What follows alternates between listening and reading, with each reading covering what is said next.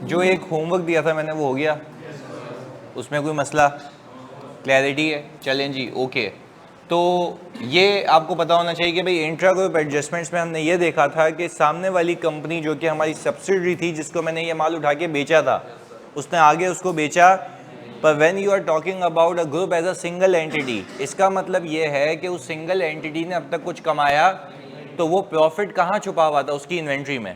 Profit को profit से हटाया, इन्वेंट्री को हमारी बैलेंस शीट डाली रही थी, और वो हम कह रहे थे सिंगल एंटिटी की कमाई नहीं है, और रिसीवेबल पेबल को भी हटा दिया था। चलें, अब आप अपने पास हेडिंग डालें जल्दी से।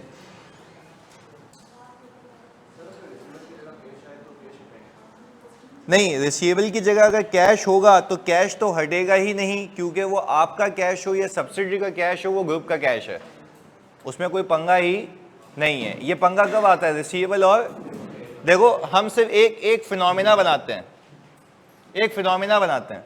फिनोमिना ये है कि हमारे रिसीवेबल्स सिर्फ कौन से माने जाएंगे? जो बाहर के हैं।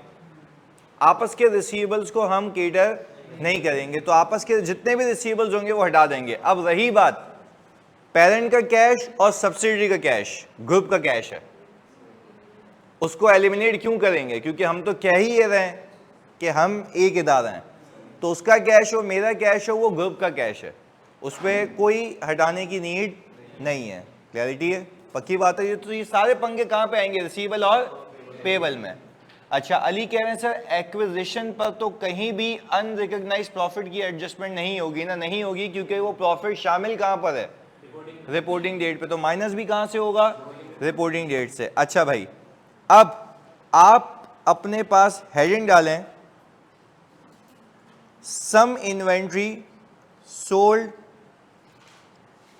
Out of the group.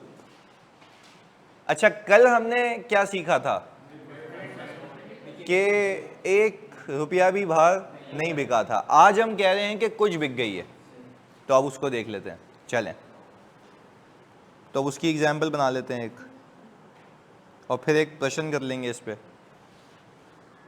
हमने कहा सर अगेन हम वही एक ग्रुप बनाते हैं यहाँ पे। अच्छा, यहाँ पे आपने थोड़ा सा अवेयर रहना है। मैंने कहा सर कल की एग्जाम्पल को अगर मैं कंटिन्यू करूं तो ग्रुप के अंदर ये चीज़ आई कितने की थी? 500 की आई थी।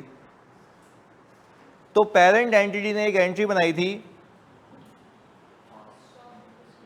और कैश क्रेडिट।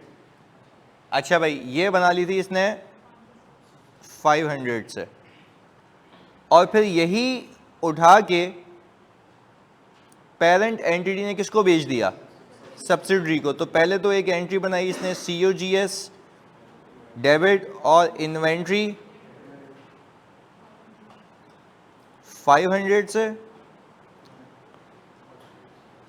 और ये कहा हमने कि ट्रेड रिसीवेबल डेबिट और सेल्स 650 था। अच्छा, और हम यहाँ लिख लेते हैं कि ये था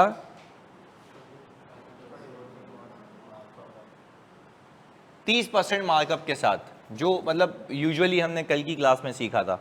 चलें, फिर हमने कहा कि अगर हम इसका P&L देखें पेरेंट एंटिटी का, तो पेरेंट एंटिटी के P&L में सेल्स रिफ्लेक्ट हो रही होगी, यानी 650 की, COGS आ रही होगी, और प्रॉफिट आ रहा होगा।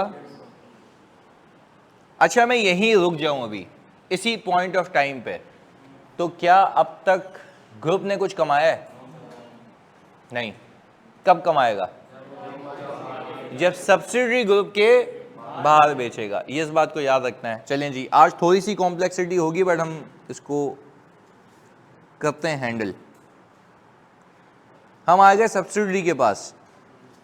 हमने कहा सर यहां पे सब्सिडरी ने पहले एंट्री बनाई इन्वेंट्री डेबिट और ट्रेड पेबल क्रेडिट, कितने से जानी? अच्छा, ये बात आपको पता होनी चाहिए बखूबी कि ये जो 150 है इसके अंदर शामिल हो चुका है, सामने वाले की इन्वेंट्री में। सही जी, आपका प्रॉफिट सामने वाले की इन्वेंट्री का पार्ट है। बस इस बात को नहीं भूलना। अब आगे देखो कनेक्ट कैसे करते हैं हम इसको। हमने कहा सर हुआ ये, अपने हिसाब से बताओ कि कितनी बेचे, वरना तुम कहोगे सर याद करके आए। कितनी बेचे? नहीं, ये तो मैं याद करके आया हूँ, कुछ और बताओ। 40 बेच दें? चलो जी बेच देते हैं। Sold 40% inventory. अच्छा भाई, तो हमने कहा कि सर 40% की अगर इन्वेंट्री बेच दी मैंने अपनी खरीदी हुई सब्सिडरी ने, तो उसने 650 का 40% कितना? 260 ये आ गया। और इसने इन्वेंट्री को, और ये हम लिख भी देते हैं कि ये ऐसे निकाला इसने 650 का। इस बात को याद रखिएगा कि 60% इन्वेंट्री अभी भी अपने पास ही है, ग्रुप में ही है, यानी सब्सिडरी के पास। Okay ji, 60% still not sold. अच्छा भाई, अब हमने कैश डेबिट किया और सेल्स क्रेडिट किया। अच्छा, अब सब्सिडरी तो अपने मार्कअप पे बेचेगी, तो हमने कहा कि 260 इंटू 40% कर लिया, 364। यहां तक भी बात समझ आती है? अभी तो स्ट्रेट चल रही है कहानी। अच्छा, अब हमने क्या किया, इसका पीएनएल बनाया। इसके पीएनएल में सेल्स आ रही है जानी 364,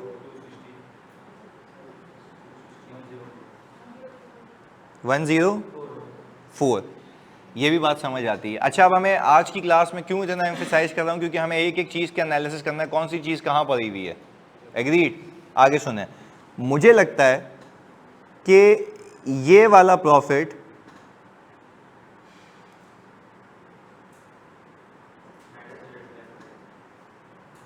नेट एसेट्स और सब्सिडरी में होगा, है? अच्छा, ये वाला ग्रुप रिजर्व में होगा। एग्रीड? तो कुल मिला के ग्रुप में कितना प्रॉफिट है? 2। सर मैं ग्रुप का प्रॉफिट पता है क्यों कह रहा हूं? अगर मैं कोई बात ऐसी कहूं जो ऊपर से निकल जाए तो रोक के वापस पूछ लेना। मैं कह रहा हूं कि नेट एसेट से घूम के पैसा ग्रुप रिजर्व में आता है ना भाई। अगर तुम कंसोलिडेट करते हो तो सब्सिडरी का पोस्ट एक्विजिशन लेके आते हो ना, अपने पास या एनसीआई के पास है, रहता तो ग्रुप में ही है ना। तो कुल मिला के ग्रुप की कमाई कितनी दिख रही है? 254। ये अकाउंटिंग हो चुकी है। 104 कैसे? 364 में से अगर 260 माइनस करूं तो ये आता है, चेक कर लो। वो एमन शक कर रही है इस बात पे, तो ये खुद ही आया ना कि भाई 364 में से 260 माइनस किया तो 104 आ गया। और एमन कह रही है नेट एसेट्स में 104 कैसे? क्योंकि सब्सिडरी के net assets at reporting date जब तुम बनाओगे तो क्या ये उसमें तुम डालोगे या ऑलरेडी होगा? ऑलरेडी होगा। आपको कोई पंचायत करने की नीड नहीं है। You need to map in your mind कि कौन सी चीज कहां मौजूद होगी। और पेरेंट एंटिटी का प्रॉफिट उसके रिटेन अर्निंग में होगा, तो जैसी बात है उसका रिटेन अर्निंग कहां से शुरू होता है? ग्रुप रिजर्व से। तो हमें पता है कंसोलिडेटेड बुक्स में ये दोनों इस जगह पे पड़ी हुई होंगी चीजें। एग्रीड? चलें जी, ओके। एमन बात क्लियर है? ये 364 कैसे आया? ये रहा, सही है, 40% मार्कअप के बाद। चलें भाई, ये हो गया हिसाब किताब। अब मैं कह रहा हूं सर आपने कल बताया था कि ये है पूरा ग्रुप। एग्रीड? अच्छा, अब मुझे ये बताते हैं आपके ग्रुप के बाहर ये चीज कितने की गई है? सही है, थोड़ी सी लंबी करते हैं। हमने कहा ग्रुप के हिसाब से अगर मैं देखूं तो सेल्स बनती है 364 की, ऐसा ही है। ग्रुप के हिसाब से अगर मैं सीओजीएस देखूं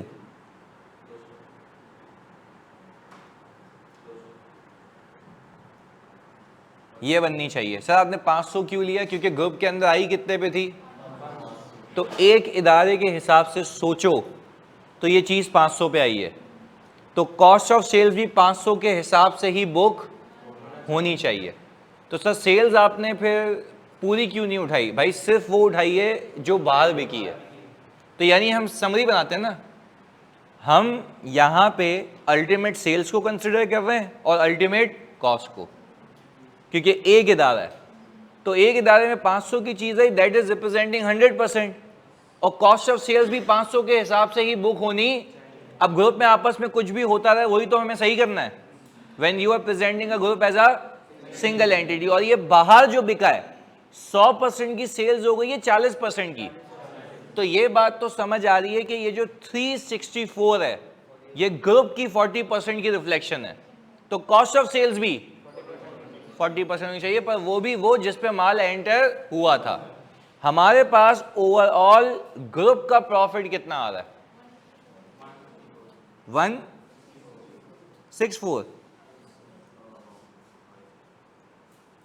ये ग्रुप का प्रॉफिट असल में होना चाहिए। सर सब्सिडी के प्रॉफिट उसके रिटेन अर्निंग में नहीं होगा। तो बेटा जब हम कल सवाल बना रहे थे ये वाला, ये हमने अब तक किया है, तो सब्सिडी का रिटेन अर्निंग हम कहां लिखते हैं? नेट एसेट्स ऑफ सब्सिडी में लिखते हैं ना एमन। ये तो हमने कल से सीखा हुआ है, हमने उससे पहले से सीखा हुआ है। मैं तो आपको उससे सोचने का सलीका दे रहा हूं कि नेट एसेट्स ऑफ सब्सिडी जब बनाओगे तो उसके रिपोर्टिंग डेट के रिटेन अर्निंग में ऑलरेडी ये शामिल होगा। चलें अब मुझे बताओ कि सर एक तो वो है जो अकाउंटिंग हो चुकी है और एक वो है जो होनी। अब एग्जाम में अगर मैंने इससे डब्बे बनाया तो पेपर तो गया हाथ से, पर ये लॉजिक समझना बड़ी लाजमी है कि पीछे हुआ क्या है। अच्छा अब जरा एक एक करके देखते हैं, फिर बाद में आराम से कॉपी कीजिएगा, जो लिखवाऊंगा वो भी लिख लीजिएगा। ग्रुप का प्रॉफिट कितना होना चाहिए असल में? जबकि ऐसा है नहीं, हुआ हुआ कुछ और ये हुआ हुआ है प्रॉफिट ग्रुप का बुक। अच्छा अब अगर मैं इन दोनों का डिफरेंस लूं,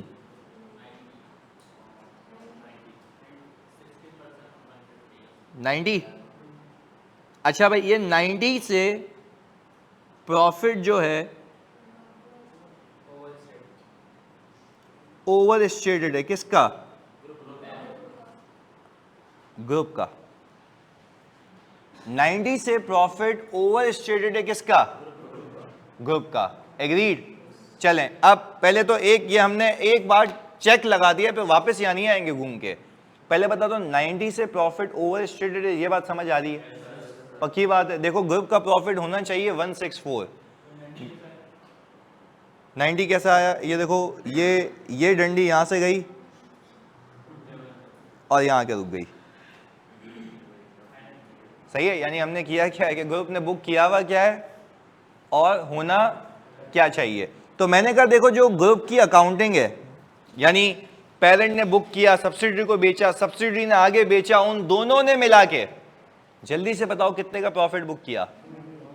254 बुक हो चुका है। होना क्या चाहिए? आपके सामने एक इदारा समझते हो तो अल्टीमेट सेल्स को मानो, अल्टीमेट कॉस्ट को मानो, ये होना चाहिए। इस पूरे एनालिसिस में क्या आपको ये बात समझ आ गई कि हमारा प्रॉफिट ओवर स्टेटेड है बाय ₹90? बस इस चीज पे अभी हम एक साथ हैं। अब इसको आगे एनहांसमेंट करनी है और फिर समझना है इसको। सही, प्रॉफिट का मसला कितने का है? 90 रुपीज को मैंने करके दिखा दिया कैसे। अब इसके शॉर्टकट्स पे आएंगे, तो पहले पूरा गेम पता होना चाहिए चला गया है पीछे आगे। फिर हमने कहा कि सर अब अगर मैं, क्योंकि बैलेंस शीट सीख रहा हूं, पीएनएल तो समझने के लिए था, दो कंपनीज हैं जी,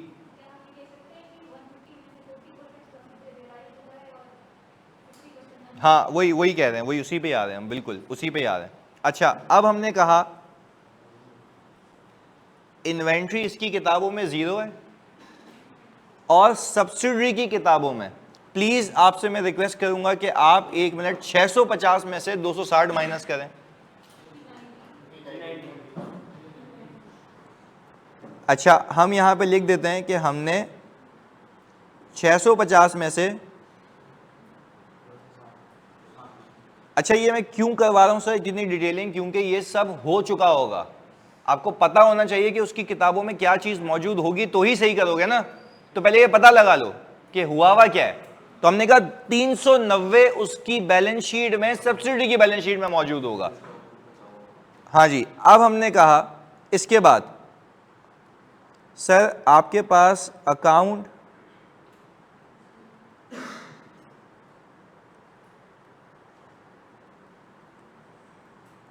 ऐसा है।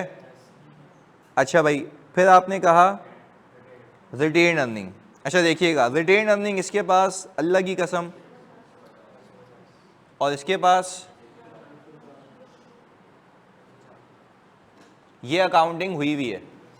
अच्छा अब ज़रा हम यहाँ पे, आपको पता है ना हम यहाँ पे ग्रुप की बातें करेंगे। अच्छा ग्रुप की बातों के अंदर मैं आपसे पूछता हूँ, ज़रा सोचिएगा, ग्रुप में इन्वेंट्री आई कितने की थी? सही है, इन्वेंट्री ₹500 की आई थी, सही है। अच्छा मुझे बताओ इसके हिसाब से ये बचनी चाहिए 300 की। अच्छा और मैं ये कहूं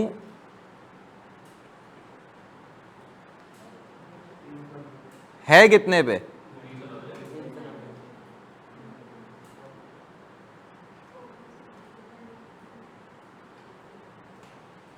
ओवर स्टेटेड। अच्छा अब आपने कहा प्रॉफिट 90 से ज़्यादा है, इन्वेंट्री भी, ये तो हो गई लंबी, सही है। अब थोड़ी सी बात करेंगे शॉर्टकट की, पर पहले बताओ क्या ये समझ आ रही है कि इन्वेंट्री में ओवर स्टेटमेंट 90 की है?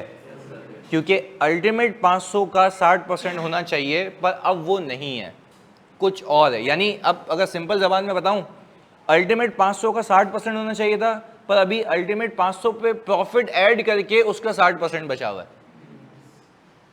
Agreed? Ultimate cost plus some profit, फिर उसका 60%। अब वापस से बोल रहा हूं ताकि हम पिक कर लें वो, अल्टीमेट कॉस्ट प्लस, अब उसको इंप्रोवाइज करो, प्रॉफिट चार्ज बाय पेरेंट, वापस ultimate cost plus profit charge by into 60%, तो बाकी 40 कहाँ गया? वो तो रियलाइज हो गया। तो हम ये कह रहे हैं बीच का जो मंजन है वो प्रॉफिट है, जिसको हम कहते हैं इंट्रा ग्रुप प्रॉफिट। क्या कहते हैं? अगर मैं ये कहूं, आपने मुझे खुद कहा था ये 150 उसकी इन्वेंट्री में शामिल है, ये 150, अच्छा ये 150 जब तक उसकी इन्वेंट्री में है तब तक ओवर स्टेटमेंट है, और ये बिक जाएगा तो ओवर स्टेटमेंट खत्म हो जाएगी, मतलब प्रॉफिट रियलाइज। तो अगर मैं सिंपल ये कहूं कि ये मेरे पास कुल मिला के, इसको अगर मैं लिखूं, इसका नाम है इंट्रा ग्रुप प्रॉफिट, 150 है ना। अच्छा अगर मैं इंट्रा ग्रुप प्रॉफिट पे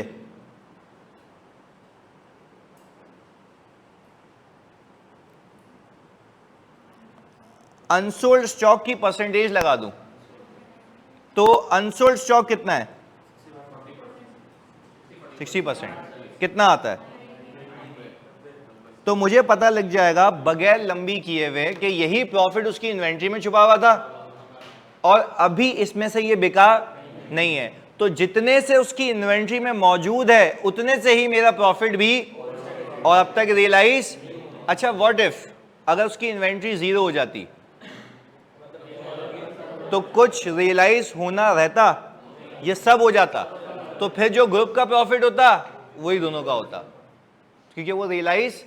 तो हम ये कह सकते हैं कि वो प्रॉफिट तब तक फंसा हुआ है जब तक ग्रुप में, ग्रुप के बाहर जैसे ही गया वो रियलाइज हो जाएगा। तो पहले बताओ बात समझ आती है? तो एक तरीका तो ये है कि पहला जो इजी तरीका, आप इंट्रा ग्रुप प्रॉफिट निकालें, और इंट्रा ग्रुप प्रॉफिट कितना है? 150। इंट्रा ग्रुप प्रॉफिट कितना है आपस का? ये 150। मसला इसका नहीं है, मसला इसमें से जो रियलाइज, तो वो रियलाइज कितना नहीं हुआ जितना बिका नहीं है। तो हमने कहा अनसोल्ड इन्वेंट्री की परसेंटेज लगा दो इस पे, तो आपको वो प्रॉफिट मिल जाएगा जो अब तक कमाया, तो वो सीधा सीधा 90 आ गया। एग्रीड। तो पहला फॉर्मूला, इंट्रा ग्रुप प्रॉफिट पे अनसोल्ड स्टॉक की परसेंटेज चिपका दो, ओवर स्टेटेड प्रॉफिट मिल जाएगा। और यही प्रॉफिट कहां छुपा हुआ होगा? इन्वेंट्री में। तो अगर पेरेंट ने बेचा है तो ग्रुप रिजर्व से, अगर सब्सिडरी बेचता तो नेट एसेट से, रिपोर्टिंग डेट के, क्योंकि फिर उलट होता, पर गेम तो यही होती ना। चले, अच्छा एक और तरीका, क्या आपको यह बात पता है कि सब्सिडरी की बुक्स में ये इन्वेंट्री 390 पे, ये किससे खरीदी गई है? पेरेंट से, यानी intra group inventory, intra group that includes profit charge by parent. तो मैं इसमें से अगर ये निकाल दूं, कितना आ रहा है? 90 आएगा ना, यानी 90 आएगा ना प्रॉफिट। तो हमने इसमें से 30 निकाल दिया, 30% का मार्कअप था ना। तो अब देखो दो तरीके, या तो देखो दोनों पूछ सकता है वो, या तो वो बोले कि पेरेंट ने सब्सिडरी को बेचा, इतना प्रॉफिट कमाया और इतनी परसेंट इन्वेंट्री अब तक बिकी, तो आपने बोला मुझे प्रॉफिट पता है, इतनी परसेंट इन्वेंट्री, तो इतना परसेंट प्रॉफिट अभी भी बाकी है, वो निकाल दो। अच्छा उलट केस, वो बोले सब्सिडरी की बुक्स में इतनी इन्वेंट्री है जो पेरेंट से खरीदी है, तो वो भी अब तक रियलाइज, तो उसमें कुछ मसला है प्रॉफिट का, तो वो हल कर सकते हैं। अच्छा सब्सिडरी के मार्जिन को यूज करके या पेरेंट के? क्योंकि चार्ज किसने किया है? पेरेंट ने। किसको चार्ज किया है? तो इसी के अंदर शामिल है। तो पहले बताओ कहानी समझ आती है? अच्छा अब इस केस में जो मेरी एग्जांपल है, इसके अंदर मैं इन्वेंट्री को कितने पे ले आऊं? रिसीवेबल कुछ भी नहीं आएगा, पेबल। अच्छा अब मुझे एक बात बताएं, ये तो दोनों को प्लस करूं अगर रिटेन अर्निंग को, जो अच्छा रिटेन अर्निंग प्लस नहीं होती है, वो पोस्ट एक्विजिशन आता है, तो हम कह रहे हैं पोस्ट एक्विजिशन सिर्फ यही है समझो। तो 150 या 104 दिखाऊं या इसमें से 90 माइनस करूं? हाँ तो बताओ कितना आता है? 16। अच्छा हम लिख लेते हैं यहाँ पे कि 150 प्लस 104 माइनस, तो सर अगर मैं ऊपर जाके देखूं यही था, तो आपने पहुंचना यही था। आप कह रहे हो जो हुआ हुआ रहने दो, जो नहीं होना चाहिए उसको हटा दो, बाकी सारी चीजें खुद ब खुद सही हो जाएंगी। तो पहले बताओ, ये तो बात समझ तब आती ना जब मैं पूरा सिनेरियो तुम्हारे सामने रखता। अच्छा अब सर आनंद कौन सी वाली बात मैं समझाऊं? पहले ये बताओ, बातें बहुत सारी की हैं तुमने, ओवरऑल फेंक दिया सवाल मुझ पे कि भाई ये वाली बात समझाएं। अच्छा दोनों सेपरेट लिखे हुए मोहम्मद अली, सब्सिडरी वाली कौन सी बात समझाऊं जानी? मतलब बहुत सारी बदतमीजी की है मैंने सब्सिडरी वाली। इधर ये मार्कअप मार्जिन वाली कह रहे हो आनंद, जल्दी बताओ, मार्कअप मार्जिन वाली कह रहे हो जानी? ओके भाई सुनना जल्दी, मुझे एक बात बताओ, सब्सिडरी की किताबों में एक इन्वेंट्री पड़ी हुई है जो कि खरीदी किससे? पेरेंट से। आपका दिमाग यहां चलने लगा कि पेरेंट से खरीदी गई इन्वेंट्री सब्सिडरी की किताबों में, इसका मतलब यह है प्रॉफिट रियलाइज नहीं हुआ, पहला चेक लगा दिया।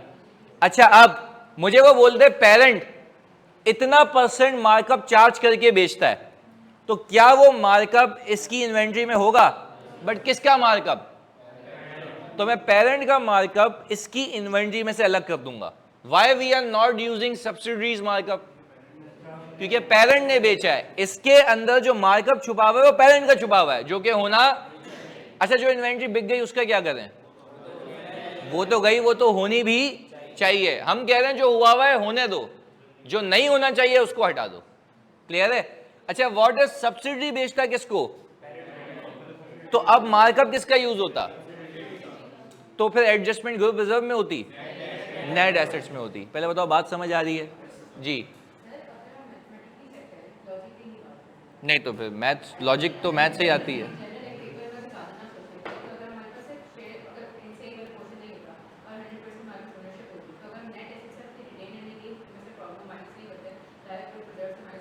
कहाँ से? तो 100, तो आपको ऐसा करना क्यों है? पेपर में 100% वाला कभी आएगा ही नहीं। देखो हम वो वाली सोच वहाँ लेके जाए ना जब हमें जाना हो। देखो मैं सवाल रिपीट कर देता हूँ, इनका सवाल यह है कि सर अगर 100% ओनरशिप है तो why I am bothering to deduct it from the net assets of subsidiary, क्योंकि मुझे पता है मेरे पास ही आना है। अगर तो 100% है तो हम एक उसूल क्यों नहीं बना लेते कि जब भी सब्सिडरी का फंड होगा वहां पे, पेरेंट का फंड होगा यहां पे, तो हम फिर ये क्यों एक और उसूल बनाए कि अगर 100% होती तो मैं यहां पे भी ये हरकत कर सकता हूं। क्लियर है? प्रेजेंट नहीं, तो प्रेजेंटेशन तो सिर्फ बैलेंस शीट है, उसके मार्क्स हैं, वो तो मांग बैलेंस शीट रहा है, पर हम एक उसूल बनाते हैं कि सब्सिडरी का प्रॉफिट वहां से हटेगा, पेरेंट का प्रॉफिट यहां से हटेगा, तो फिर 100% ही हो या 100% ना हो, क्या फर्क पड़ता है? सही है? तो वो बोल रही है 100% वाला, वो 100% का केस कह रही है, वो कह रही है अगर 100% ओन्ड है तो फिर तो इट इज इनडिफरेंट। हाँ, तो वो कह रही है क्या हम कह सकते हैं, बट हम इतना क्यों सोचें, हम बोल रहे हैं कि अगर सब्सिडरी का प्रॉफिट है वहां से हटा दो, पेरेंट का है, अब 100% होगा तो सीधा सीधा मेरे पास आएगा, और बंटवारा होगा तो कुछ उसके पास जाएगा, कुछ हमारे पास आएगा। क्लियर है? तो ये सिंपल फिनोमेना प्रिंसिपल है, जल्दी से इसको कॉपी करने जानी।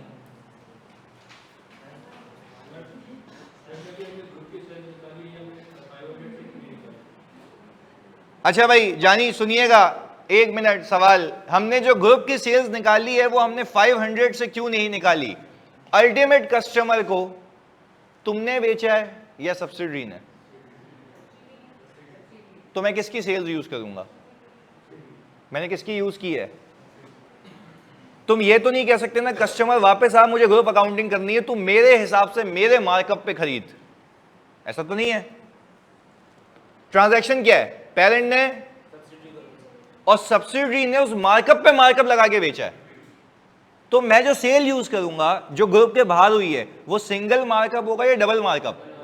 और डबल मार्कअप है तभी तो रिकवरी हो रही है कि मेरा प्रॉफिट रियलाइज हो रहा है। क्लियर है जानी? तो that's why I am using 2 markups inclusive. पर मैं कह रहा हूं ये तो हो चुका है जानी, होने दो, हमें पंचायत किससे है? जो नहीं होना चाहिए हमने वो खींच के अलग कर दिया। क्लियर है? तो देखो अगर डबल मार्कअप नहीं करोगे जानी तो यही तो मुसीबत है, वो रियलाइज कैसे होगा? तो आपने कुछ मार्कअप चार्ज किया, उसकी इन्वेंट्री का पार्ट बनाया, उसने मार्कअप पे मार्कअप लगा के, तो आपके पैसे भी रिकवर हो गए, उसके भी हो गए, तो अब कितने बाकी हैं जो आगे बिके नहीं है? बस ये कॉन्सेप्ट है। सवाल जायज है कि भाई 500 क्यों नहीं यूज किया? जी यानी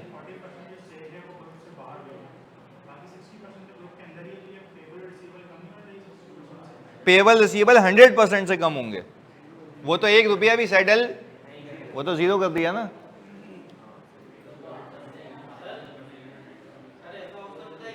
सवाल एक एक में, सॉरी असील नहीं, सवाल सुनना है सबने भाई प्लीज। अच्छा रिसीवेबल पेबल वाला सवाल क्लियर है ना? वो तो 100% कटेगा, क्योंकि कंसोलिडेशन कितने परसेंट होती है, तो अपने आप से रिसीवेबल भी 100%, पेबल भी हटा दो उसको, वो तो हटा ही दिया मैंने जी। तो लॉस रिवर्स हो जाएगा, इन्वेंट्री होनी चाहिए ज्यादा पे, होगी उलट हो जाएगा, बिल्कुल होगा।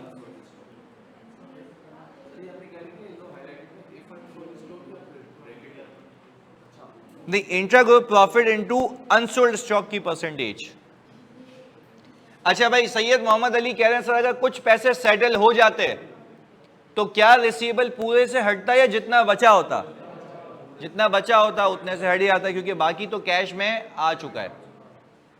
सही है भाई अली भाई?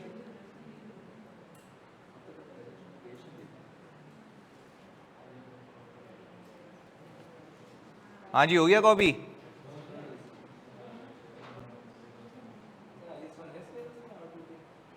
IS1 उससे कहीं ज्यादा खतरनाक है।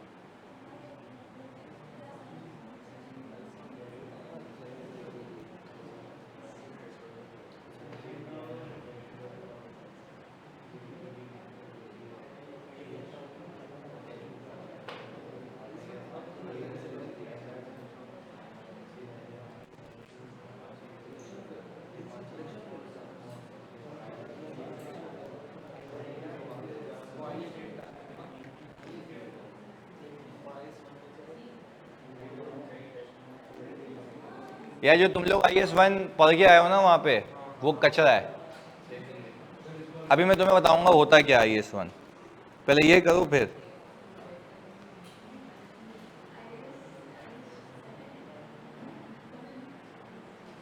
पास करा दिया अल्लाह ने, ये शुक्र है।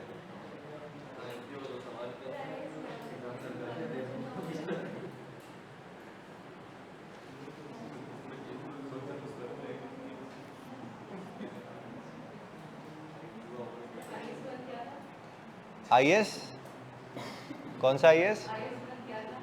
Presentation of financial statements.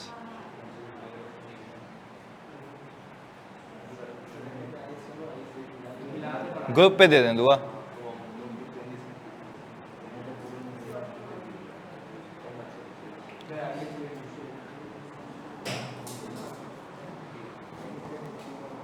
अच्छा, अभी वैसे एग्जामिनर ना, मतलब वो अपनी औकात पे आए ना, अगर जो असल रिपोर्टिंग होती है, क्योंकि ऑब्वियसली हम तो फॉर्म में देख रहे होते हैं ना बिफोर साइनिंग फाइनेंशियल्स। मैं सवाल पूछूं तुम लोगों से एक, right of use of asset balance sheet के फेस पे आता है, हाँ या नहीं? हाँ भाई, ऑनलाइन वाले भी बताएं कि क्या बैलेंस शीट के फेस पे आता है, जल्दी बताएं। लाजमी नहीं है। मैं आपको IFRS के एग्जैक्ट डिस्क्लोजर की वर्डिंग पढ़ा दूंगा, मैं बताता हूं क्यों। देखो, वो बोलता है कि either you present it on the face of balance sheet or either in a note where, जहां पे आपने अपने ओन एसेट्स की प्रेजेंटेशन की हुई है, पर उसमें एक लाइन आइटम खोल देना right of use of asset, ताकि पता लगे। यानी आप फिक्स एसेट की हेडिंग डालेंगे, ऑपरेटिंग फिक्स एसेट, उसमें PP भी आ रहा होगा, नीचे एक सब लाइन आइटम आ रहा होगा, तो वो बोल रहा है फिक्स एसेट में बता दो बैलेंस शीट में, और नोट्स में जाके उसको अलग से बता सकते हो। अच्छा, ये तब हुआ जब, मैं बता रहा हूँ वैसे ही ना, तो हमारा एक बच्चा है, तो वो क्लाइंट को तंग किए जा रहा है ना, बोल रहा भाई ऑफिस पे लेके आओ, आपने नॉन कंप्लाइंस की है लास्ट ईयर से भी। अच्छा, क्लाइंट ने भी, मतलब वो दुप्पल में वो करे जा रहा था, वो पिछले सालों से नोट में फेस पे नहीं आ रहा था। तो वो बच्चा आया मेरे पास, उसने क्लाइंट ने कॉल की, उसने बोला यार आकाश भाई कोई जुगाड़ निकाल दो यार, ये तो तुम्हारा बंदा पीछे पड़ गया यार, हमने नॉन कंप्लाइंस की, कोई हेल्प कर दो, कोई IFRS से कोई चीज़ निकाल दो। तो मैंने कहा क्या कह रहा है वो? तो वो कह रहा है कि यार, वो बच्चा कह रहा है कि right of use of asset face पे लेके आओ, जबकि मुझे नहीं पता कि क्या करूँ। मैंने कहा लाने की कोई नीड नहीं है। तो बोलता है वाकई, मैंने उसको वो पैराग्राफ भेजा, तो अब मेरे बंदे को ही उसने छेद दिया क्लाइंट ने। उसने कहा तुमने पढ़ा है इसको कभी? तुम्हें पता है कि क्या होता है? तो खैर, कहने का मतलब ये है कि वो it is not necessary to present it on the face of balance sheet, आप नोट्स में बता सकते हैं, पर नोट्स में अलग से आना चाहिए। It is not necessary to present it on a face. तो ये तो IS-1 इतना, मतलब चीज़ें उसमें तुम्हारी सोच है। बात समझ आ रही है? अच्छा, आप मुझे एक बात बताओ, वैसे ही मतलब अगर कैश फ्लोज बनाते हैं आप लोग, स्टेटमेंट ऑफ कैश फ्लो, वो उस प्रेजेंटेशन पे जाता ही नहीं है ना, वो कभी गया है, क्योंकि मे बी उसको पता है, मे बी उसको नहीं पता। खैर, हम ये कहते हैं कि जब कैश फ्लो हम बनाते हैं, तो हम अगर किसी कंपनी के शेयर्स खरीद रहे हैं, तो हम बताते हैं वो हमारी इन्वेस्टिंग एक्टिविटी है, ऐसा है? अच्छा, वो इन्वेस्टिंग एक्टिविटी हो गई हमारी। फिर हमने कहा कि हमने इन्वेस्टमेंट को बेचा, तो वो भी, क्या हम इन दोनों को नेट कर सकते हैं? नहीं कर सकते। वो कहता है खरीदना अलग दिखाओ, बेचना अलग दिखाओ। तो यही तो अब लोग गलत करते हैं। वो कहता है कि if purchase and sale both are different transactions and both are material, then you need to present it separately. Shareholder को व्यू नहीं आएगा, कितने खरीदे कितने बेचे, नेट दिख रहा है उसको, true and fair view presentation. तो खैर, ऐसे तो अभी आप आगे बहुत सीखेंगे, ये तो आपने तो कुछ भी नहीं सीखा। शेयर्स की भाई सब सेम हो तब भी अलग अलग नहीं, तो कैश फ्लो में फ्लक्चुएशन कहाँ आती है? खरीदना बेचना आता है, एक्चुअल कैश इनफ्लो और आउटफ्लो आता है। तो मैं ये बता रहा हूँ, ये मैं, क्योंकि मैं दुबई की फाइल रिव्यू करता हूँ ना ऑडिट की, तो वहाँ पे मैं ऐसे उठा के फेंक देता हूँ उनकी फाइलें, मतलब तुम लोगों ने कैश फ्लो गलत ऑडिट किया है।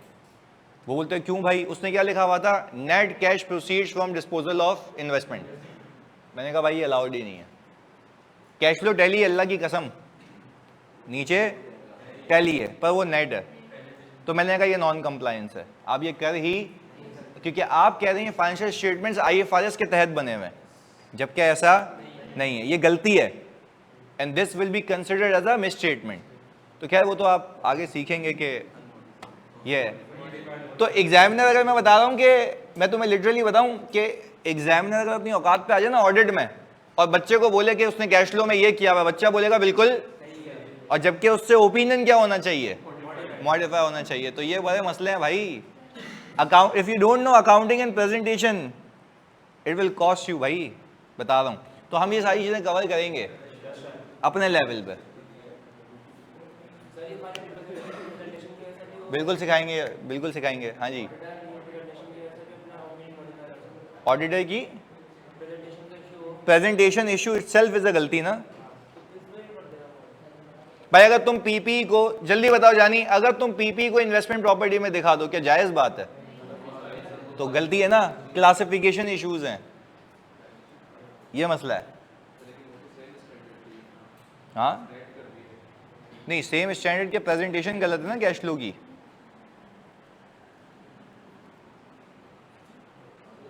अच्छा पता है ये क्यों कहता है, वो बेसिस में लिखता भी है। वो कहता है बाकी बाज औकात ऐसा होता है जब आप इन्वेस्टमेंट बेचते हो ना, खरीदी आपने बड़ी अच्छी खासी वैल्यू की होती है, बेचते बड़ी नॉमिनल अमाउंट पे हो, तो आप छुपाने के लिए नेट कर देते हो। तो शेयर होल्डर बोलता है भाईजान तुम्हारे बाप का पैसा है, मतलब ऐसे ही बेच दी। बात समझ आई? तो वो अकाउंटेबिलिटी कब आएगी? जब फेयर प्रेजेंटेशन होगी, और फेयर प्रेजेंटेशन तब होती है जब आप अलग अलग दिखाएं। यार मैं डरा नहीं रहा, मैं तुम्हें कह रहा हूं कि तुम्हें अकाउंटिंग इस लेवल की आनी चाहिए इंशाल्लाह। हाँ जी, डन यहां तक?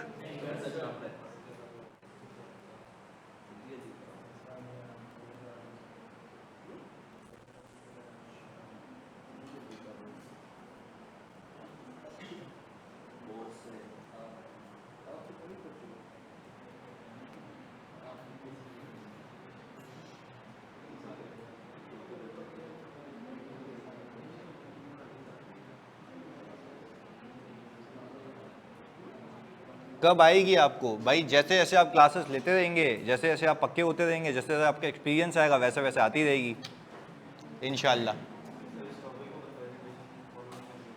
किसमें? इस टॉपिक में भी करनी होगी। जब IS1 हो जाएगा तो मैं बोलूँगा बस इसको, इसका ख्याल रख लेना बस, बाकी तो अच्छा। वो जो एग्जामिनर देता है ना, हो सकता है नीचे लिख के देते comply with IS1 as well, तो फिर आपने ज़रा ख्याल रखना होगा, उसके नंबर होंगे फिर अलग से। हाँ, फाइनल अकाउंट्स के साथ आ सकता है। रिटेन अर्निंग की वैल्यू ग्रुप रिजर्व वाली हम किस तरह डिटरमाइन करेंगे विदाउट ये सारे डब्बे बनाए हुए? नहीं नहीं, एक मिनट जानी, बात सुनिएगा, एक मिनट प्लीज। अब्दुल्ला कह रहे हैं कि सर रिटेन अर्निंग की वैल्यू हम किस तरह डिटरमाइन, देखो रिटेन अर्निंग की वैल्यू आपने डिटरमाइन करनी नहीं है, वो तो गिवन होगी। आपने उसमें से सिर्फ वो हटाना है जो होना, इसमें से कितना हटाना है?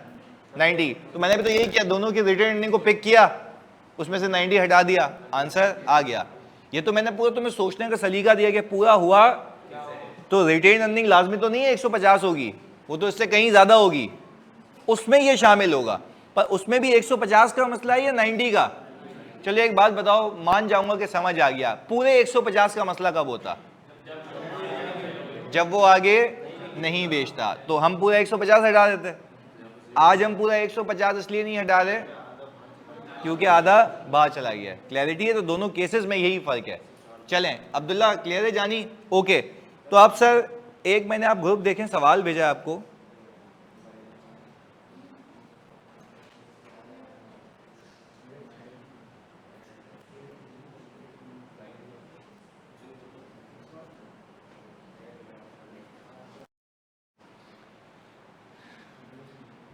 यहां पे मैं इसको पेश भी करता हूं।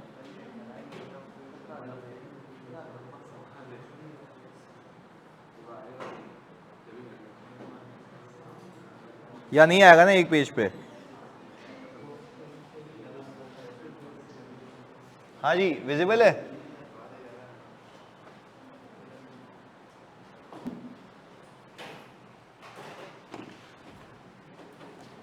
चलें जी, प्लीज फोकस के साथ जानी। हमने यहां पे कहा अक्सर limited acquired 1,20,000 shares of Maha limited on January 1, 2024, the financial position as at 31 December 2024 are as under, ये दी हुई आपको।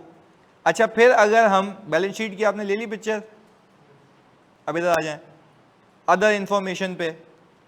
अदर इंफॉर्मेशन में कह रहा है ड्यूरिंग द ईयर जो सब्सिडरी है उसने 5 लाख रुपए का प्रॉफिट कमाया है, और फिर नीचे एक्विजिशन पे fair value of net assets वगैरह दिया हुआ है, ऑफ द बुक इंटेंजिबल दिया हुआ है, आज तक के तकरीबन कॉन्सेप्ट इसमें कवर्ड है।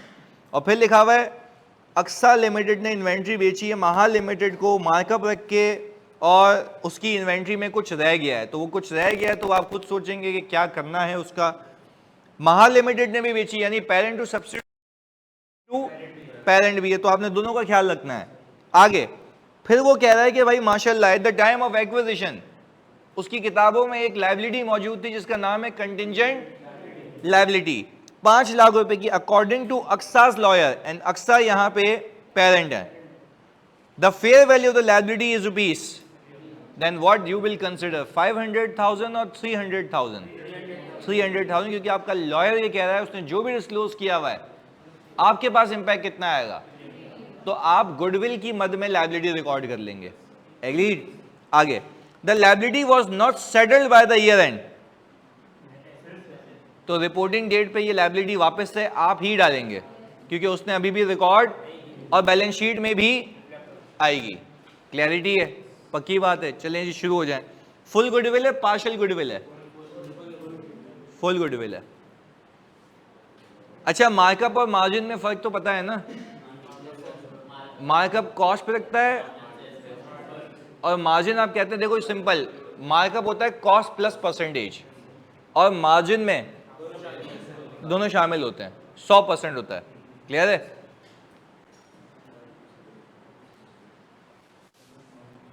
ये आ गई भाई बैलेंस शीट।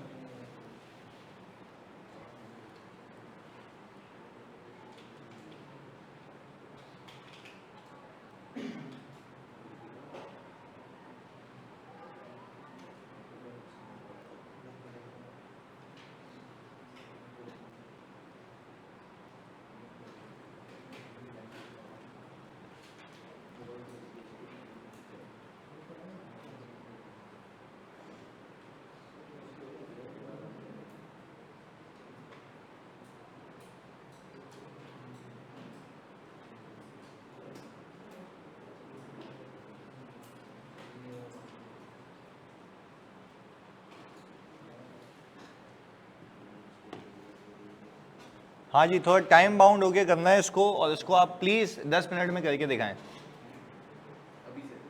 हाँ, अभी से 10 मिनट हो जाएगा आराम से।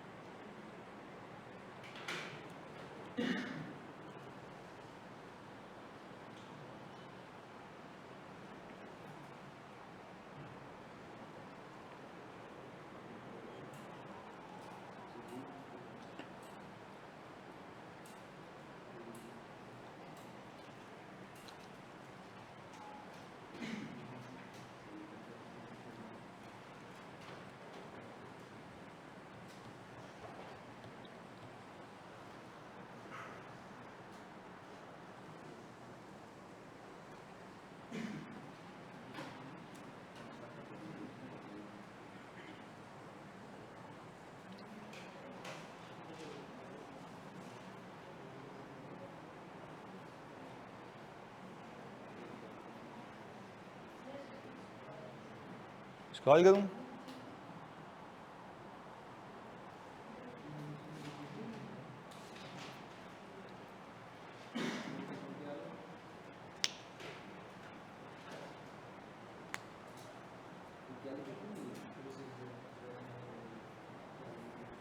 अरे छाप क्यों रहा तू उसका? खुद करो, इसलिए कह रहा हूँ।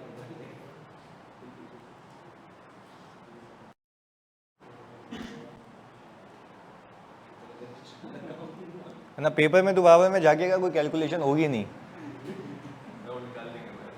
नहीं, वो हाथ सेट करने के लिए कह रहा हूँ, स्पीड के लिए। आप मतलब वही ग्रेजुअली साथ साथ होता है ना, उसको साथ साथ करो।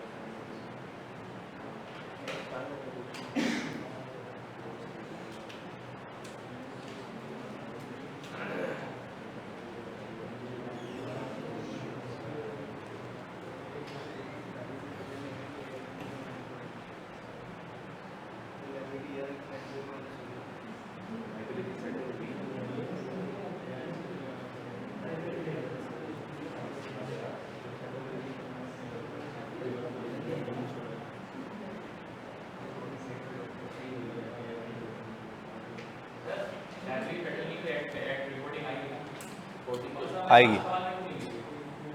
तो लास्ट सवाल में तो ना तुमने रिकॉर्ड की थी कि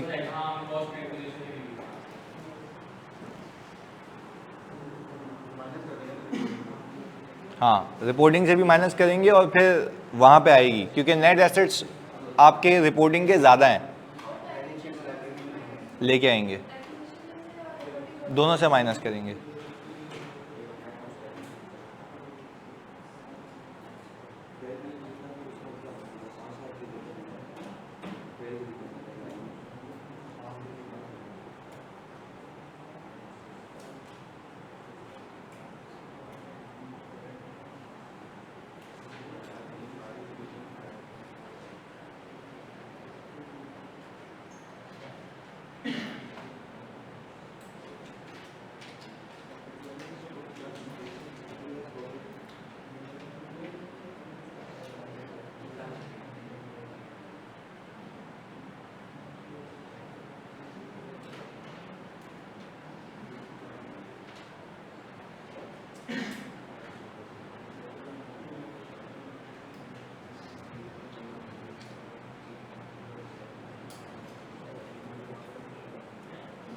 फोर्थ एडजस्टमेंट समझा दूं, यही तो करनी है, यही तो अभी सिखाई है, यही तो तुम्हें अप्लाई करनी है।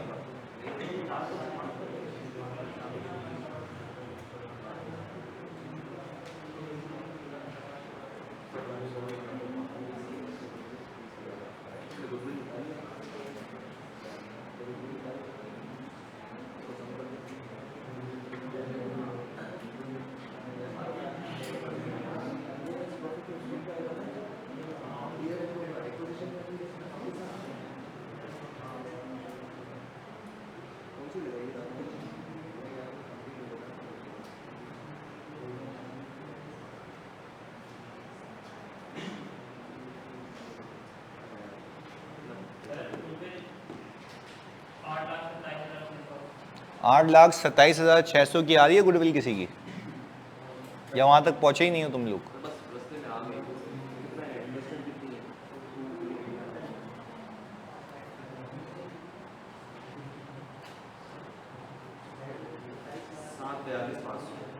$7,42,500 ये वाली, पहले वाली क्या कितनी आ रही जानी तुम्हारी गुडविल? 8,27,600, 9,27,600। यस करेंगे आफिया, बिल्कुल करेंगे।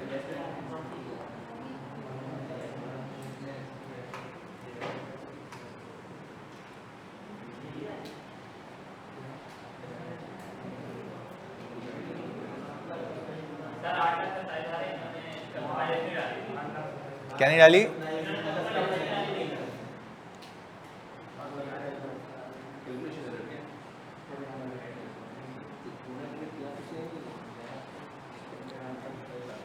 अच्छा भाई, यहाँ पे भी दुआ और एमन और बाकी बच्चों का आ रहा है 8,27,600 की गुडविल, मिस हो गई थी।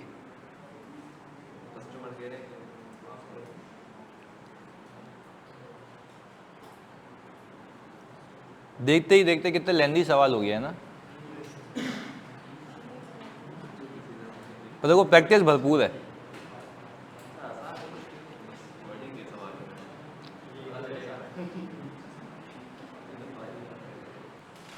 वेरी गुड फिजा, यही गुडविल है, बेहतरीन। देखो मैंने कहा था ना ये हुक्म का इक्का है, ये मतलब मज़ा आएगा तुम्हें कंसोल में। अभी आगे देखो कैसे घुमाते हैं।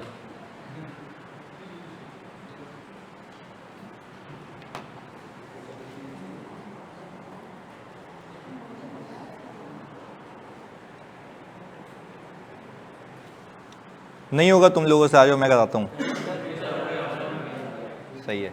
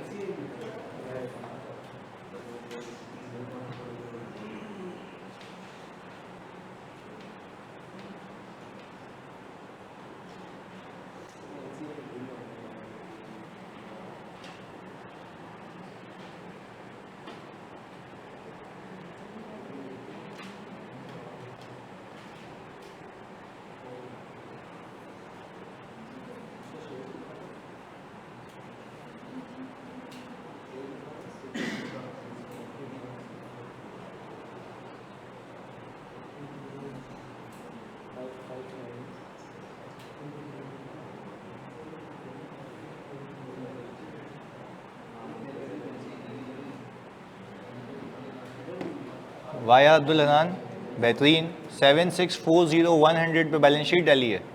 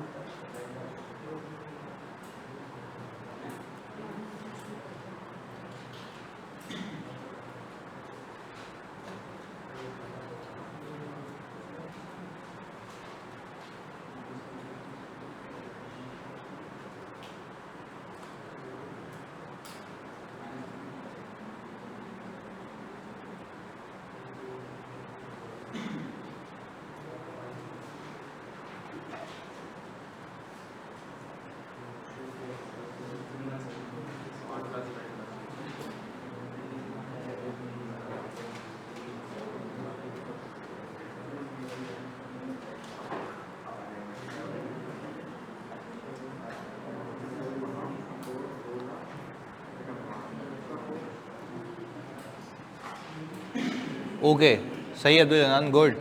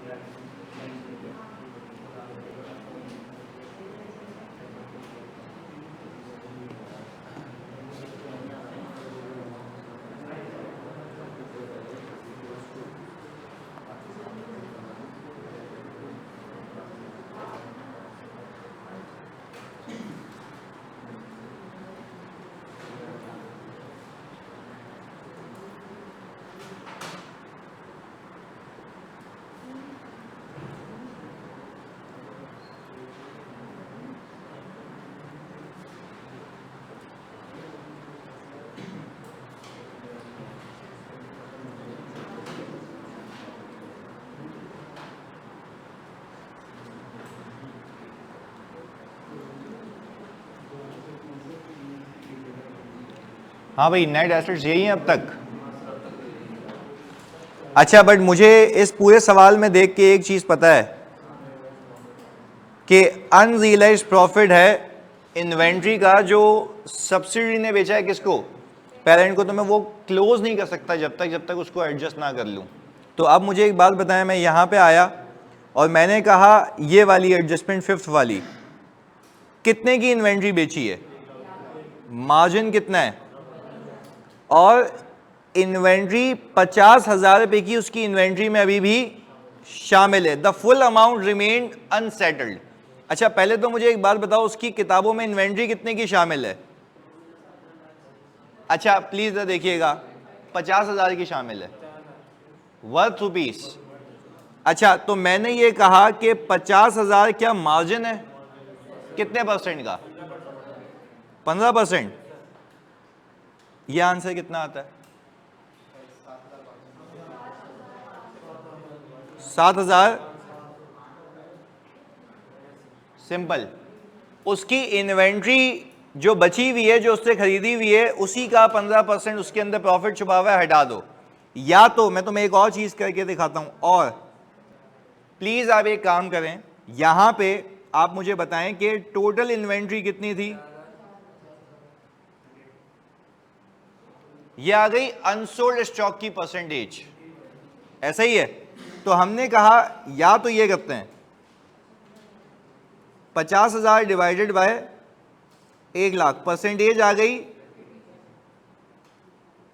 अनसोल्ड की, अब इसको ओवरऑल प्रॉफिट पे लगा दो। ओवरऑल प्रॉफिट कितना है? ये हो गया ओवरऑल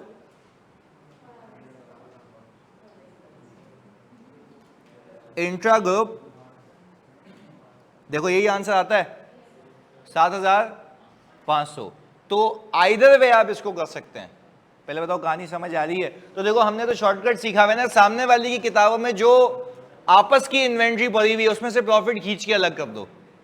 तो या तो लंबी कर लो, पहले देखो पूरा प्रॉफिट कितना था, उसकी अनसोल्ड इन्वेंट्री कितनी है, उस पर परसेंटेज लगा के वो निकाल लिया 7,500। पहले बताओ क्या बात समझ आती है?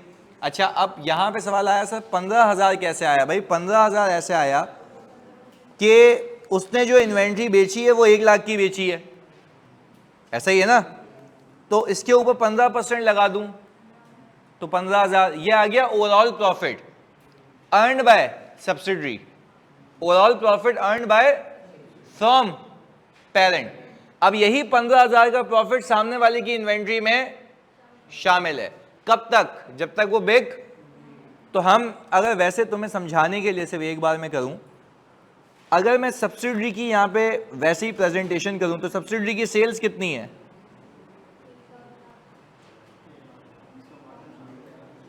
इसमें मार्जिन शामिल है। आपने कहा 1 लाख डिवाइडेड बाय 100 इंटू 85 कितना आता है? 85,000। ये अकाउंटिंग की होगी सब्सिडरी ने 15,000 की, और यही इसकी एंट्री पेरेंट ने क्या बनाई होगी? और पेएबल कितने से जानी? और ये अब वही वाली बात, यही 15,000 पे इसकी इन्वेंट्री में क्या है? शामिल है। बट ये पूरा 15,000 है, इसका आधा बिक चुका है। तो फिर 15,000 का आधा कितना हो गया? 7,500। तो हमने भी यहां पे कितना निकाला है? तो मैंने कहा जो हुआ है उसको रहने दो, जो नहीं होना चाहिए उसको हटा दो। पहले बताओ कहानी समझ आई? मतलब मैंने आपको ये उस तरीके से भी करके दिखा दिया जिस तरीके से हमने सीखा है, पर ये इतनी लंबी एग्जाम में नहीं करनी है ना, आपने शॉर्टकट ऑप्ट करना है कि भाई अब देखो दो तरीके, या तो पूरा प्रॉफिट निकाल के उस पर हाफ लगा दो, या जो इन्वेंट्री पड़ी हुई है वो ऑलरेडी हाफ है उसमें से प्रॉफिट को अलग कर लो। क्लियर है? पक्की बात है?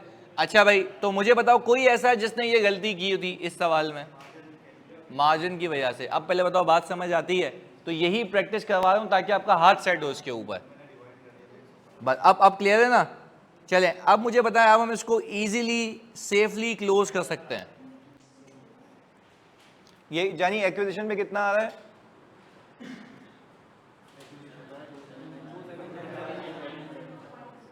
27,97500।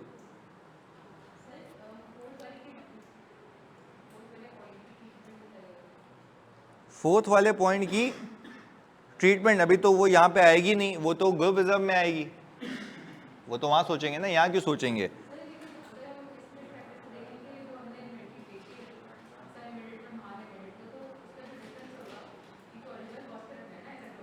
नहीं अभी पहले एक एक करके ना। प्रॉफिट किसकी बुक्स में होगा चौथे वाले पॉइंट में? वो कौन है? पेरेंट। पेरेंट का प्रॉफिट कहाँ आता है? ग्रुप रिजर्व में। तो हम ये सारी चीज़ें कहाँ सोचेंगे? ग्रुप रिजर्व में जाके। तो अभी ये क्यों सोचा था सर ये सब्सिडी ने किसको बेचा था? पेरेंट को। तो ये देखो ना यहाँ पे लिखा है ना हमने, ये सब्सिडी टू पेरेंट है, ये पेरेंट टू एक्सपेंस आ रहा होगा, इन्वेंट्री आ रही होगी, तो मुझे इन्वेंट्री से तो मसला ही नहीं है। सही है? बैलेंस शीट आइटम है, हमने तो डेवलप ही ऐसे किया है ना माइंड अपना। चलें ये भाई 27,97500 एग्जैक्ट यही अमाउंट है जानी। अच्छा अब रिपोर्टिंग डेट भी बता दो सही से। 3 to 5 भाई यही है ना, ऐसे नहीं कि जलील करा दो टैली नहीं हो बैलेंस शीट। सही है ना? सवाल बना दिया, सोल्यूशन तुम्हारे साथ ही बना रहा हूं।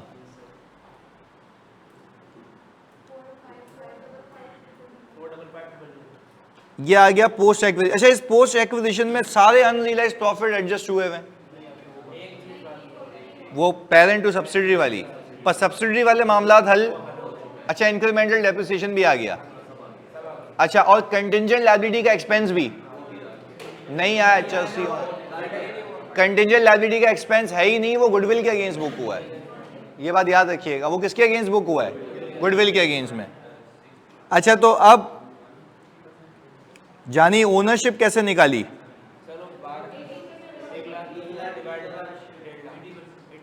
80% आ रहा है, तो आपने कहा सर 1,20,000 डिवाइड बाय 150, 80% आ गया। तो आपने कहा कि सर मैं यहां पे दो हिस्सों में इसको ब्रेक करूंगा। बेहतरीन, ये आ गया 91,000। अच्छा, अब सर दूसरे स्टेप के अंदर हम निकालेंगे गुडविल। अच्छा, आपने सबसे पहले consideration of 2.9 million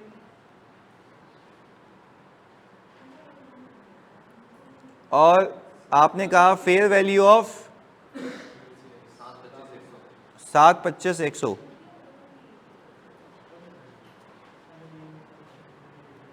fair value of business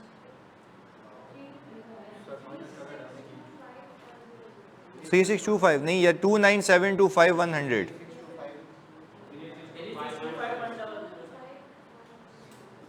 यही है आप कह रहे हैं 3 पॉइंट। अच्छा ओके, ये आप कह रहे हैं 2.9 मिलियन था, तो ये 3.6 मिलियन पे चला गया।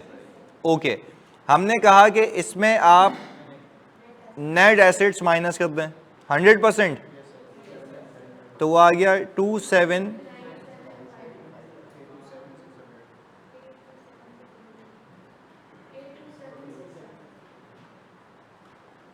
ये आ गई सर फुल गुडविल। ऐसा ही है भाई। चलें जी, अब हमने कहा गुडविल के बाद एनसीए बना लें या ग्रुप रिजर्व बना लें। फेयर वैल्यू ऑफ एनसीए आ गई 725 और इसमें आ जाएगा पोस्ट एक्विजिशन। तो सर आपने कहा 90 और टोटल कितना? 816, यही है। अच्छा भाई, अब आप आ जाएं चौथे पॉइंट पे।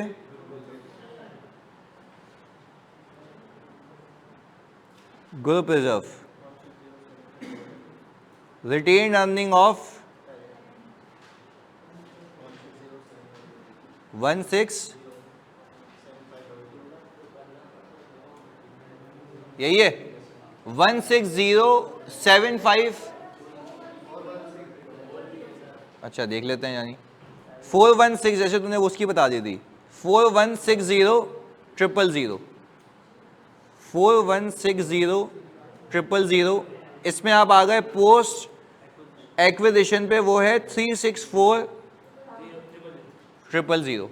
अच्छा भाई, ये तो आ गया ये हिसाब किताब। अच्छा, अब आप यहां पे क्लोज करने से पहले आप ये सोचें, क्या पेरेंट एंटिटी की रिटेन अर्निंग में कोई ऐसा प्रॉफिट है जो अब तक कमाया नहीं है? अच्छा, जो पोस्ट एक्विजिशन में उसमें भी कोई ऐसी चीज थी या वो हटा दी ऊपर ही? मतलब वो तो पाक साफ हो गया है। अब मसला किसका रह गया है? जो पेरेंट वाला है। क्योंकि देखो, जो सब्सिडरी के मामलात थे वो तो सही हो गए, अब जो मसला रह गया है वो सिर्फ रिटेन अर्निंग ऑफ पेरेंट में रह गया है। तो क्या मैं वो पूरी लंबी कहानी करूं या जो मसला है वो हटा दूं? बस आई मसला हटाना। अच्छा, मुझे एक बात बताएं, इसमें अक्सा लिमिटेड ने इन्वेंट्री बेची है 2 लाख रुपए की, ये है सेलिंग प्राइस। अच्छा जी, ये भी बात समझ आती है। अच्छा, एट अ मार्कअप ऑफ, ये 2 लाख रुपए पे प्रॉफिट निकालूंगा तो पूरा मिल जाएगा। अच्छा, पर मुझे लगता है इसकी भी 50% इन्वेंट्री अब तक सोल्ड, और बोल रहा है इंटायर अमाउंट सेटल नहीं हुई। तो रिसीवेबल पेबल अलग मामला है, इन्वेंट्री का मामला अलग है। तो हमने ये कहा सर, अगर मैं यहां पे अनरियलाइज्ड प्रॉफिट ऑन इन्वेंट्री रखूं तो उसकी किताबों में कितनी इन्वेंट्री शामिल है?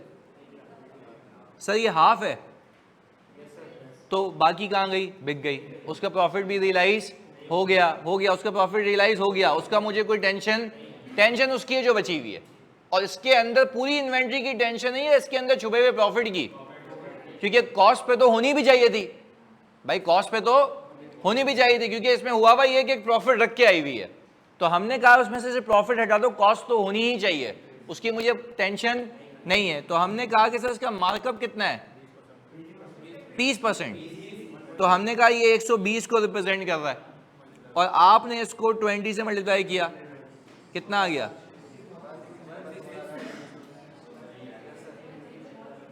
यही है। अब आपके पास जो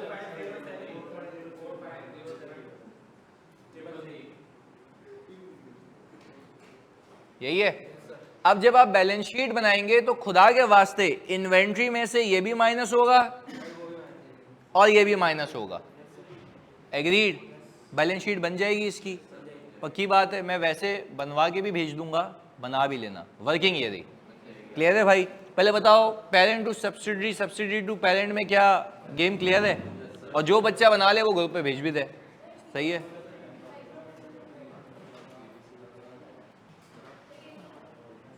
ये नहीं आ रहा आंसर 450, यही आ रहा है, यही आ रहा है 4507333, सही है। अब देखो आपने सुनो इधर, जिस अमाउंट से इन्वेंट्री ओवर स्टेटेड थी उसके प्रॉफिट्स तो एडजस्ट हो गए हैं, अब इक्विटी कम हो गई, क्या कम करना बाकी है, बैलेंस शीट, इन्वेंट्री कम करना बाकी है, तो इन्वेंट्री को प्लस करते हुए कितनी चीजें हटाएंगे, 2, ताकि ओवर स्टेटमेंट हट जाए, क्लैरिटी है जानी, पक्की बात है। तो फिर अगली क्लास में और कॉन्सेप्ट करके, अच्छा मेरी छुट्टियां अप्रूव हो गई हैं, सही है, और ऐसा हो नहीं सकता कि नहीं होती, सही है, वो भी अलग बात है। तो खैर फ्राइडे से जो मैं करूँगा ना वो तुम्हारी सोच है, सही है, तो वो मैं जितनी प्रैक्टिस कराऊंगा, जितनी तैयारी कराऊंगा, वो अगले 16 दिन तुम्हें पता लगेंगे कि पढ़ाई होती क्या है, सुबह से, सही है, क्योंकि मुझे वाकई चाहिए, मुझे सिर्फ ऑडिट में 2 महीने प्रैक्टिस करानी है, ये शाम तक रखेंगे, शाम में नहीं, शाम तक रखेंगे, सही है भाई। देखो तुम अगर मेरे साथ हो मैं तुम्हें दुनिया का हर सिनेरियो करा दूंगा, ये मेरा वादा है, क्योंकि मैंने तुम्हें क्या कहा था कि मैंने वादा किया है, मैं जब भी कबीर को देखता हूँ ना मुझे लगता है कि कोई इसको ये नहीं कहे कि तेरे बाप ने ये नहीं कराया, तो मुझे ये है कि मुझे कराना है, सही है। तो मेरी एक विश होती है कि उससे कोई कंप्लेन ना करे यार, मेरी मोटिवेशन है वो, सही। आप लोगों की पता नहीं कौन सी होती है, बट मेरा बेटा है। चलें, सही है, मिलते हैं अगली क्लास में, अल्लाह हाफ़िज़।